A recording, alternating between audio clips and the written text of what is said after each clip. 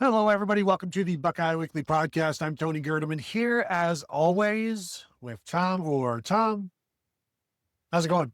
Tony, it is a depth chart show. So on today's episode, my name is Tom Orr, but it's O-R at the end instead of with two R's like normal. And bolded Orr for Tom Orr. Just me, as you guys know, but we do want to discuss the depth chart. We'll talk about the offense initially here in this show and let everybody know the kind of the baseline where things stand right now from what we've seen, what we've heard. And we can just start at quarterback where it's Julian Sayin and Tavien St. Clair. And I think the real battle is Luke Fahey and Justin Martin. Yeah, I think you've got a very clear number one in Julian Sayin, a very clear number two in Tavien St. Clair. And then I would have expected Justin Martin to be ahead of Luke Fahey coming into the fall, but it feels like at times Fahey maybe has passed him. But, you know, if your third quarterback battle is your big question at quarterback, that's not really much of an issue. Running back, you've got Isaiah West and Bo Jackson as your 1 and 2, 2 and 1. And right now, from what we've seen, we saw Isaiah West early on. We know Bo Jackson is your returning 1,000-yard starter, so obviously he's not going anywhere. How do you view those guys right now? Is it 1A, 1B? Is it 1 and 2? Like, what do you see? Well, I think you've got two guys who are. I think Isaiah West, whatever the gap was between Bo Jackson and Isaiah West, was at some point. Isaiah West has more than made that up. I'm certainly expecting Isaiah West to start game one of the season at this point. And, I think those guys are at worst a Isaiah West or Bo Jackson for the first spot. And then to me, the more interesting question is after that, is it Legend Bey after that? Well, and the way I've kind of gone around and gotten out of this discussion is by saying Legend Bey is his own thing. And so he doesn't factor in, like he's first team legend. And Jacoby Jackson is third team running back. Mm-hmm. And I don't know how that all mixes together. When it's time to play legend, they play legend. Mm-hmm. And it's when they want legend out there, they'll put him out there. Whereas, well, we need a running back right now. Okay, well, is it Bo or Isaiah's turn or is it Jacoby's turn? But we saw legend out there with the twos as soon as he was back. Mm-hmm. I think the potential is certainly higher with legend. Jacoby's been fine. But I think you're going to find ways to have legend out there. You're going to want him out there as much as you can, at least with the ball in his hand. So 3A, 3B?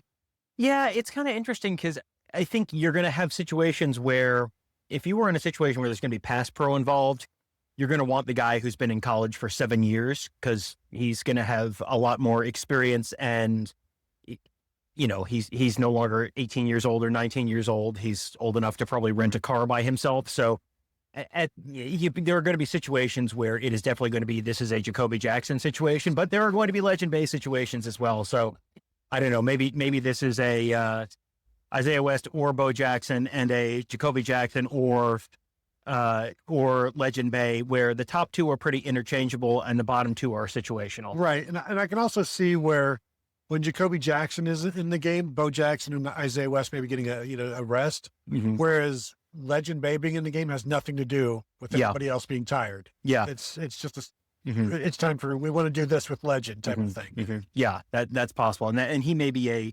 he may be the guy who's in there in 21 personnel or 22 personnel, right. where you've got two backs in there, and he's one of the backs, but fullback. He's is he in the shotgun formation or is he split out into the slot or is he, motions out, with split backs, whatever. That yeah. Sort of thing. Yeah. Although, Arthur Smith did say we will not be doing split backs on 3rd and long, like the 49ers of old. And it's too bad. They don't have a Tom Rathman on this roster, sadly. As I told him as he was leaving, wheel route is undefeated. It is. And he's like, as long as you block it. Now you're throwing your players under the bus. But then to the receivers, from what we've seen, it's a very clear Jeremiah Smith, Brandon Inniss, Devin McCuin in at the Z, and Brandon Inniss at the slot, and of course Jeremiah Smith at the X and everywhere else. Mm-hmm. We have not seen Kyle Parker. I presumably he's going to be back or is back by this point, who can play Z or slot, can go inside, outside, all that stuff, does the quick stuff. So really it's a top 4. Not sure how that's going to work out in terms of whose snaps he's taking.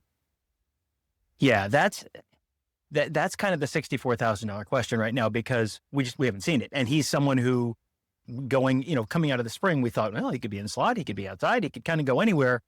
We'll have more clarity in the fall. And here we are in the fall, and because he's been a little banged up, we don't have any more clarity. So I feel like I'm more confident in where Devin McCuin is on the depth chart than I was prior to the start of fall camp. So that means, in my mind, I guess it's more likely that Kyle Parker, whatever snaps he takes, it's more likely that at least a decent percentage can come in the slot. But I don't have any real basis for that other than I feel like Devin McCuin has taken a substantial step forward in my mind. I also feel like there's not as much need at Z behind Devin McCuin, because you've got Brock Boyd. Right. So the real need is, who is that going to be, that backup, that second slot, maybe co-slot, I guess, because you've got Phillip Bell there, but and Dazee Jones, but really I think that's Kyle Parker and Brandon Innes as that top 2, and then Brock Boyd as the Devin McCuin backup, Chris Henry as Jeremiah Smith's backup at this point. And really, none of these guys, Devin McCuin and Brock Boyd, could probably be on the field together at the same time. They're making sure that Jeremiah Smith and Chris Henry Jr. can be on the field together at the same time as they move guys around. Yeah, and I think that if they move, it might be Jeremiah Smith in the slot. Right. Like that's something that you have seen them do that at times in the past, which then that's where you need like the little box, like where they have the sign language interpreter. You need the little box that shows the opposing defensive coordinator up in the coach's box. When they line Jeremiah Smith up in the slot, where it's like, no, that's not, no, that is not a winning matchup for us. No. I think they're going to be trying to find opportunities to move him around. And they've done this with lots of guys over the years. I mean, you saw Jackson Smith and Jigba lining up all over the place. You saw Garrett Wilson lining up all over the place. Like, they've done this with these really top end receivers before. And I think Jeremiah Smith, if Chris Henry ends up being one of the 3 best receivers on this team, and we're not there yet, but if he ends up being one of the 3 best receivers, that's not a problem where it's like, oh no, 2 of the 3 best receivers both play X. Is like, no, that just opens up lots of other possibilities. Was it 2020 when we were trying to figure out, or, where's Garrett Wilson going to play, or maybe 2021, like how are they going to, and it's like, because we're talking in the slot or Z, and it's like, well, those are already occupied, and they come out and like Brian Hartline said, we're putting him at X. Yeah. It's like, oh, I never thought about like the 6-foot guy playing the big possession X receiver type of thing. So will they go? Can Phillip Bell get snaps? Because he's solid, he's crafty. We know Cortez Hankton is going to play more. We assume Cortez Hankton is going to play more players than Brian Hartline. Is there room for a 7th guy? And frankly, is there room for a 6th, being like Brock Boyd at this point? I think he's going to play, though. I think you're going to see those guys play, because Cortez Hankton has traditionally played more guys. And every time we have this conversation, I feel like I need to say, with the caveat that we don't have enough information to know yet whether Cortez Hankton has always played more guys because he didn't have the top end wide receiver talent at previous stops that he does at Ohio State, or maybe his depth was better at previous stops than it was at Ohio State, or maybe he just prefers to play more guys. And we'll know a lot more about that 3 weeks, a month into the season than we do right now. Yeah, I mean, he's had some good guys at LSU, but yeah, he's like, he will play more. We'll see if he'll play more here. Tight end, I think they're very, very deep. Nate Roberts said the same thing. I view this as 3.5 or 4 co-starters. And if I were to put this in a depth chart, like Nate Roberts is probably my 1, but everybody else is going to play with the first team as well. It's Nate Roberts or Mason Williams or Hunter Welsing or Bennett Christian. You're going to see all of those guys out there with the 1s. And then, there's Brody Lennon. Max LeBlanc has had a fantastic fall camp from what I've seen, making catches and doing things. So a very deep group that can do a bunch of different things. 14 personnel all day long. No. I I think there's a bunch of co-starters here. Yeah, this feels like one where it's sort of a situational thing where do you want the receiving tight end? Do you want the blocking tight end? And obviously it can't just be, well, when this guy's in, it's always because he's always going to run a passing route or it's always going to be staying in the block or whatever. But you've got lots of different guys who can fill lots of different roles there. And maybe one of them is going to be the fullback kind of role like you had at times last year. So I think this is one where you could look at the top 5 guys at this position, maybe 6 guys at this position, and all of them could have 10% of the snaps this year, and none of them have more than 40% of the snaps this year or something like that, where this could be as deep a tight end rotation as we've seen, because there isn't the one guy. Like maybe Nate Roberts will turn into a Max Clair type receiver. Maybe Hunter Welsing will turn into that. We'll see. Maybe Mason Williams will turn into a Will Kazmarek type blocker. Maybe. But I think you've got a lot of guys who are going to be used somewhat interchangeably. And you could really almost just put the top 5 names with or between them and just sort of shrug and move on. So let's move to the offensive line and be definitive about this, and not knowing who the first team is yet. We're going to tell you who the first team is right now. And that's Ian Moore at left tackle, Luke Montgomery at left guard, Carson Hinzman at center, Austin Siereveld at right guard, Phillip Daniels at right tackle. Tom, are you locked in on that being the first team offensive line against Ball State? I think so. That was what we came into the fall thinking, this is probably going to be it, or this is the most likely of the outcomes. And I haven't seen or heard anything over the course of the first week of fall practice to make me move off of that position where, we saw them run a couple different lineups out there, and we saw them, try some different stuff. But what was out there day 1? What was out there day 3? Yeah. When Arthur Smith was talking about it, he was talking about, and don't forget, and then named 3 guys who were not in that first group. It just, all the indications right now to me are that's going to be your starting offensive line. And so behind them, we've seen Carter Lowe at second team left tackle. Jake Cook has been a backup at left guard. Center, Josh Padilla would be your backup center. We've also seen Jake Cook there. We've seen Max Riley actually get some snaps there as well. And of course, Mason Wilhelm. So they've got some options, but clearly the backup is Josh Padilla.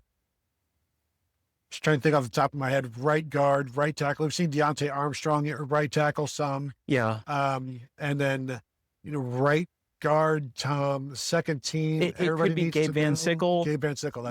Probably. It's probably Jake Cook at left guard, Gabe Van Sickle at right guard, Josh Padilla at center, but really Josh Padilla might, and depending on who goes out in the first team, Josh Padilla could be the next guy in at center, the next guy in at right guard, and Austin Siereveld moves to left tackle. You've got a lot of different possibilities, but I think that's probably your second team there.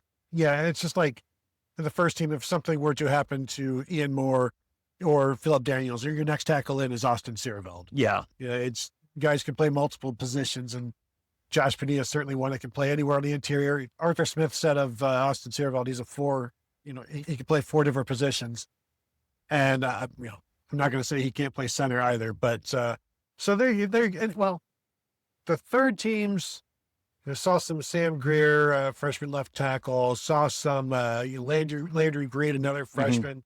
Like when you get to the third team on the offensive line, it's third and fourth team, and it's just guys really inexperienced, finding some guys. We did also see Vashon Washington with the second team, the transfer from Villanova, Dartmouth, same thing. As far as I'm concerned, if you've been to Hanover, New Hampshire, and suburban Philadelphia, no, they are not, very much not the same thing. But yeah, we've seen Vashon Washington with the 2s as well, so I wanted to mention that. But anything else from this depth chart discussion? Do you want to talk about? Let me talk about the kickers. Let's throw the kickers in here, because I thought it was interesting, Tom, when they had during practice when we were out there Saturday, and they stopped during the 11-on-11 and brought the kicker out to do a 50-yarder and a 60-yarder. It was not Connor Hawkins. It was the transfer from Notre Dame, which I don't have my screen up right now, so it's I I'm going to let you fumble around for a little bit. Perhaps Diomede being the last name, Marcello Diomede. Diomede. There you go. Diomede transfer from Notre Dame. Yes, the transfer from Notre Dame. And he had a couple of kicks last year, but he was booming them early on, and I just thought it was interesting. Maybe it's like, these are hard kicks, so let's see what this transfer has. And he was like just wide on both of them that had plenty of legs. So I thought that was interesting, but no, it's Connor Hawkins as your number one kicker. Yeah, Connor Hawkins is your number one kicker. Diomede was a kickoff guy at times for Notre Dame last year, and sort of started the year as a kicker. Did some, sort of kicked situationally later in the year. But yeah, he is clearly, game on the line, 35-yarder. It's Connor Hawkins right now. And, I think they're just trying to put guys in positions right now to see, okay, how does this guy handle a 55-yarder? If you need a 55-yarder, who would you send out there for that? Yeah, is it Ryan Pretorius and Aaron Petrie? Where you got the kickoff guys also year-long field goal specialists. So there you go. I'll look at the offensive line depth chart. Go ahead, if you're watching and you want to give us a thumbs up, that would be appreciated. Comments help the algorithm. Thumbs up help the algorithm. Subscribe to the channel. Hit the bell to be notified. 5-star rating and review on the audio side. And of course, find us over at BuckeyeInsiders.com. Got a lot of interesting intel going on right now about the team, about camp, some freshman standouts. We've talked about some, as you guys know, but you can find all of us over there at BuckeyeInsiders.com talking about all of this. So that will do it from here. Thank you all for tuning in, and we will talk to you all later.